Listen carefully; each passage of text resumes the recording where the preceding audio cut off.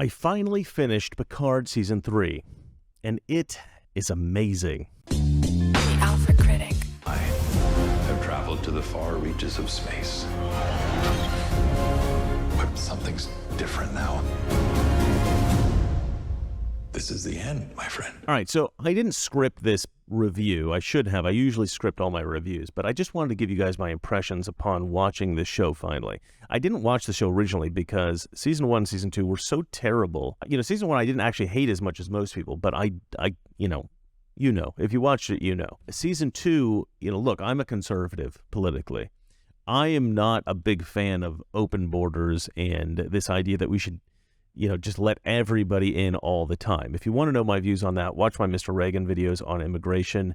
I think I have a video called The Truth About Immigration. It's a fantastic explanation of my views anyway. And I think that if you don't understand the conservative view on immigration, watching that video is critical. So I was hesitant. I was hesitant to watch Season 3. Season 2 had just demonized immigration enforcement, made them basically like, Nazi soldiers.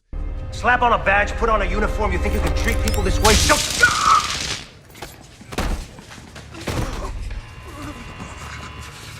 It's just like the craziest, stupidest season of any show ever. So I was done with Picard. I was not going to see Season 3. Even when people said it was great, I wasn't going to see it. And then some people said, it's not just that it's good, it's a complete 180 from what we got in the past. It's a complete 180 from Season 1 and Season 2. It's almost like they scrapped those seasons and started fresh. I liked Season 3 so much that I wish I could go back in time, hire Terry Matalas to come in and start making that show from the start. Have Season 3 be split up into 3 parts, Season 1, Season 2, and Season 3 of just that story, because it's a good enough story that it could have been told over 3 seasons, and it still would have been fantastic, super entertaining, maybe even better. Now, there will be a little bit of spoilers in this, so if you've not seen Picard Season 3, I highly recommend just go watch it. Just go watch it. It's very rare that you get TV this good anymore, especially if you liked Star Trek The Next Generation. If you watched that show, if you grew up watching that show as I did, this show will blow you away. It is such a beautiful show. It has such reverence for those characters in that older show that we loved so much. And it's rare for any kind of a remake or any kind of a sequel these days to have any kind of reverence to the original material. I mean, if you look at what they're trying to do with Indiana Jones, it looks like that's going to completely destroy, the whole history of Indiana Jones films. If you look at what they did with Star Wars, obviously they destroyed the legacy of Star Wars. They're doing that with just about every kind of character they can find. They're turning just about every Marvel character into a woman now, which is weird. Almost tasted that. Num num num num, eat it up. Go play okay, 3, 2, 1. You know I'm the hottest shoe. But it's all about the agenda, right? It's all about the message. We've got to preach this Marxist agenda to everybody.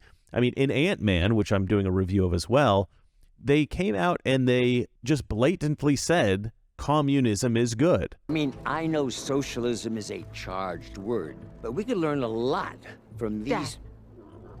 I mean, why are they hiring these writers? I don't understand. And the guy that wrote Ant-Man, which was a complete flop and a total disaster, and everybody hated it, he wasn't even a seasoned writer. Why would you get somebody who's not a known writer, somebody who doesn't have any kind of experience doing this kind of a film? I mean, I understand if it was me, yeah, you should hire me to write your films because they'll actually be good. Because you know what? I'm not going to put a bunch of woke crap into them. Now, I did a video about Picard's Season 3 for my Mr. Reagan channel. The reason I did that is because there is a sort of political angle to this show. I don't think it was intentional, but there is a political angle to the show. So if you want to hear about that, go watch that video on my Mr. Reagan channel. But for this video, I wanted to talk about the problems that I have with Season 3, even though I love it, because I think it's important to keep an open mind and to have some balance, right? And to think, okay, just because I love something, does that mean it's perfect? Does that mean it's great? No, I don't think that it does. There's a few things that bothered me about this show, and some of them are nitpicks and some of them are just personal preference. But at the end of the day, I think it comes down to casting. Now, obviously, all the legacy characters, all the characters from Star Trek Next Generation are fantastic. They're great actors. But the problem with putting so many great actors into a project is that if you have other actors, new actors, that aren't so great, it really shows. And look, I know not everybody cares that much about good acting, but I do care. And this show really bothered me because, look, I loved all the stuff about the Next Generation crew. I loved all that stuff. And they were all perfect. They were all brilliant. And I actually think the directing on this project was actually very, very good. The problem is with the casting of the new characters. I don't know. They just had bad priorities when it came to the casting. Now, I've talked to my friends over at Salty Nerd and some of those guys that none of them had a problem with any of the actors. They all thought the actors were really good. And I will say that at the end of Picard Season 3, there is a moment when you realize, okay, I think they're trying to do a spin-off show. They're trying to do a new Star Trek show. And here's the problem. Almost none of the actors that were on the bridge of that new Enterprise ship, I didn't want to keep watching them, right? Maybe 7 of 9. Okay, she's cool. She's charismatic. She's sort of a legacy character as well. So they have this one legacy character there. She's the only really watchable one. There is a character that's a Geordi's daughter, Geordi LaForge's daughter. I actually thought she was pretty good. I thought that actress was really good, but I didn't find her exceptional. She was very good, but she wasn't exceptional. And part of that, I think, is because she had a relatively small part in Picard Season 3, so she didn't really get an opportunity to shine. So, who knows? Maybe she'll be okay. But I've never really liked, I think the character's name is Raffi in Picard Season 1 and Season 2. Never really liked her. I always felt that she was an over-actor. She is very dramatic. Everything she does is very musical theater, right? Her emotions are extreme. Everything she does is over the top. She wasn't as over the top as some of the actors on the Picard show, but still, I don't want to watch her on a TV show. But the real problem I have, and people are going to be mad at me about this, a lot of people totally disagree with me, is the character of Jack Crusher. Now, if you've seen Picard Season 3, this will be a little bit of a spoiler. If you've seen Picard Season 3, you know that this is Dr. Crusher's son with Captain Picard. This is Jean-Luc Picard's son.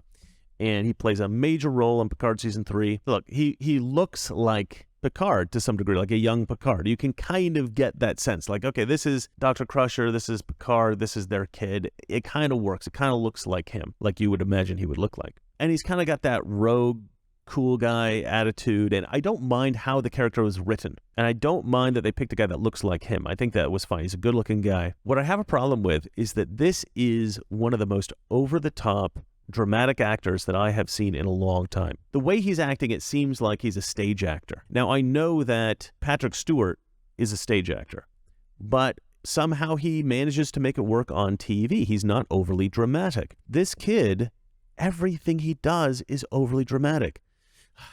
I'm stressed. Everything. It's like ridiculous. Go back and watch the original Star Trek, the original series with Captain Kirk. People think that William Shatner is an over-the-top actor, but he's not really. The reason we think he's an over-the-top actor is because we've seen the caricatures of him on like SNL, and we associate that with Captain Kirk or William Shatner, but that's not really how he acts. That's a sort of comedic interpretation. Oh, look, it's a starship. We need to engage. That's not really how Captain Kirk acts. If you go watch the old original series, the acting is actually really good. It's really subtle. It's really naturalistic. Yeah, it's stylized in the sense that it's, from that era, from the 60s, and people kind of acted a little bit different then than they do now. But he was cool, man. Go watch that old series. Tell Mr. Spock I'll meet him there in 10 minutes. Kirk out. And look, okay, none of the guys that I talked to noticed this. None of them disliked the Jack Crusher actor. Everybody thought that he was great. I don't like him. I don't know if that's going to be universally true or it reduces the quality of the show at all, because the show is fantastic. But I'll give you an example of one moment that I thought was particularly poor acting. There's a moment in which Jack Crusher is confiding in his father, Jean-Luc Picard, and explaining to him that he feels different. He's always felt like an outsider. He's always felt like he doesn't belong to regular society. Now, normally, when a person is confiding in somebody like their therapist or their mother or their father or their friends, and they're talking about how they feel different, how they feel alone, how they feel lonely and stuff like that, it's usually something they feel a little bit of shame about or they're embarrassed by if they've not become emotionally sort of recovered from this. If they're emotionally recovered, they'll say, I used to feel like this, right? Very poignant. They'll tell you to your face. They'll look into your eye. They'll say, I'm over it now. That's a show of confidence. But if they're not over it, and this Jack Crusher character obviously is not supposed to be over it, he's supposed to be very emotional and upset about it. If you're not over it, you don't talk about things like that with direct eye contact. You look away. You say, I've always felt alone, different. You might look up occasionally. This is hard for me to say, but, I've always felt a little different. I'm not like other people. I know that. You will look at them occasionally, but you don't stare at them constantly. Any good actor is going to look away and gather his thoughts and things like that. And that's what this guy does. But he does it in a very theater way where he's telling him, I feel lonely. I feel very lonely. I've always felt lonely. I feel alone. And then he'll be like, you know what I feel like? I feel different. And he says it like that, right? Yeah, but I do. So how does that factor into this? And I'm just thinking, okay, now look, this doesn't necessarily indicate that you're a terrible actor. Like that very specific scene, that's not necessarily too bad. I mean, you could kind of get away with that if you're a good enough actor. This guy is not charismatic enough or good enough at acting that he gets away with it. It all looks phony. And it's an indication to me that he hasn't thought through how would this character present this information to his father, this man. He would not do it in a way where he looked directly at him. He would look down, he would look away, he would feel ashamed, he would feel embarrassed. Look, I don't even really want to look at you right now. That kind of thing. There are these little uncomfortable things. He might tap his fingers. He might pick his fingernails. He might chew on them. He might pull on his ear. He might do anything that indicated some discomfort, but he doesn't do any of that. There's nothing naturalistic about his performance. It's all a show. It's all theater. So I can only assume this guy was trained to act in the theater, and he was never able to transition to a more subtle acting for TV and movies, especially. Picard season 3 is shot. I mean, the whole series is shot a lot like a movie. It's not so much like a regular TV show from the 90s. It's really shot like a movie. In some TV show formats, you can kind of be a little bit of an overactor, but not here. And look, it's not just that scene. This guy overacts in just about every scene he's in. And maybe it's not such a big problem that people are going to hate this character, but I found myself hating this character. I'm sorry to say it, because I like the character, actually. I think about who this character is supposed to be, and I like the character, but I don't like the actor who played him. I don't think that he did justice to that character. Yeah, the thing about that is... All right, let's move on to another character I kind of disliked, the villain. Now, this villain is a real overactor. I mean, this chick just goes like... I think this chick was in Pulp Fiction. You'll recognize her if you haven't seen the show. Her overacting is epic. It's just what are you doing? But it kind of works for a villain. Villains can always kind of get away with, being a little bit dramatic. Why? Because we all know people in our real lives that are a little bit overly dramatic. Why? Because they want attention. Look at me, look at me, look at me. We all find it annoying, and we all think of those people poorly. And so it makes sense to make, an egomaniac who is the villain of your film or your TV show, a massive narcissist. Of course they're going to be a massive narcissist. So of course they're going to be a little bit overly dramatic so that everybody listens to them, so the attention is on them. That's a standard trick from TV and movies for decades, maybe, since the dawn of cinema, and it works really, really well. So I don't mind that this woman was overacting. The thing I don't like about her is that she's totally crazy. I mean, she is crazy and disgusting. What she reminds me of is like a crazy homeless person down here in LA. You don't think of a crazy homeless person as a serious threat to you, to your existence, right? Unless they're physically going to attack you. But this is a very small woman who doesn't look like she has any physical strength. So just physically, she doesn't seem that intimidating. And intellectually, she's not that impressive either. She doesn't really do anything throughout the show that makes me think, this person is scary. She's just got a bunch of guns on her ship. That's the only thing that's impressive about her. She has a ship that's loaded with guns, so much so that the ship that's up against her is super intimidated. But it's not because they're intimidated by the villain herself. I often say on this show that I have a problem with them casting women for the sake of casting women, or black people for the sake of casting black people. But in this case, I don't think that matters. This villain could have been a woman. There's lots of really villainous women throughout history. That would have been fine. You just have to make her intelligent enough that she's scary, right? She has to be Moriarty. I would have made her a lot more stoic. I would make her somebody that you might think, I could respect this person if they weren't totally evil.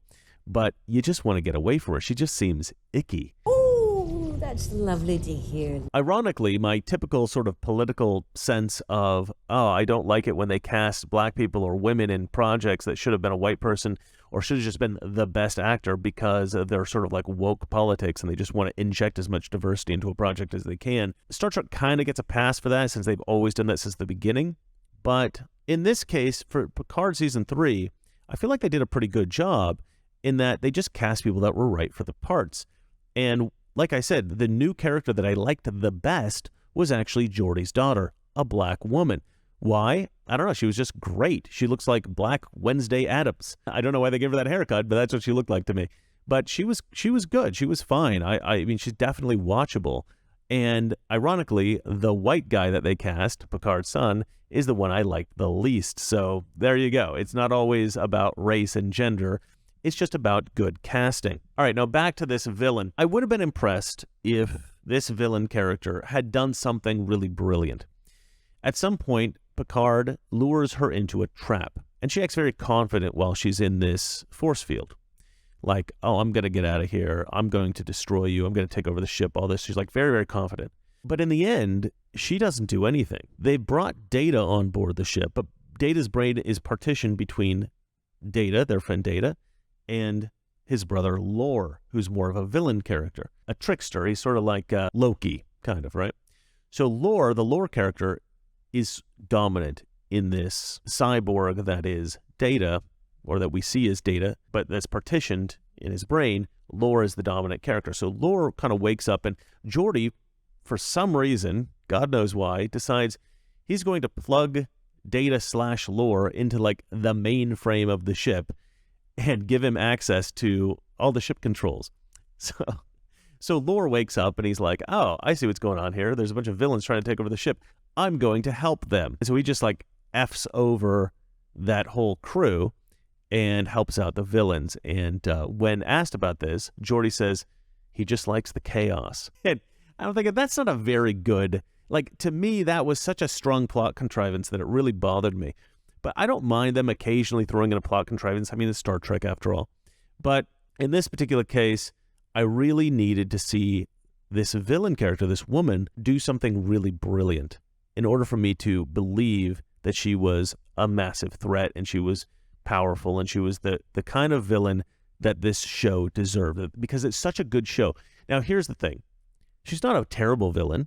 And in fact, most people are probably going to really like her as this initial villain in the show. And to be fair, I'm really just nitpicking. The reality is it was a great show. And again, the villain isn't a bad villain. She's just, to me, not optimal. I'm looking at this show as a show that's so dang good that it deserves the best villain possible. So I'm not saying that she was terrible. I'm just saying it could have been better. It could have been a villain that was more stoic, more intellectual, more like Moriarty, who, incidentally, does make a cameo in this show. You guys could write in the comment section below what you guys thought of Picard Season 3. I have one friend who had mixed feelings about it, but almost everybody else I know absolutely loved it. They think it's the best thing to come out of Hollywood in a very long time. So well done, Terry Matalas. You are probably a genius. I suppose in this climate of Hollywood, it's probably fairly easy to make something that seems brilliant, but at the end of the day, I do think that this was the best possible conclusion to Star Trek The Next Generation. It was the conclusion that all the fans deserved. Wherever you go, we go. Make it so. Aye, sir.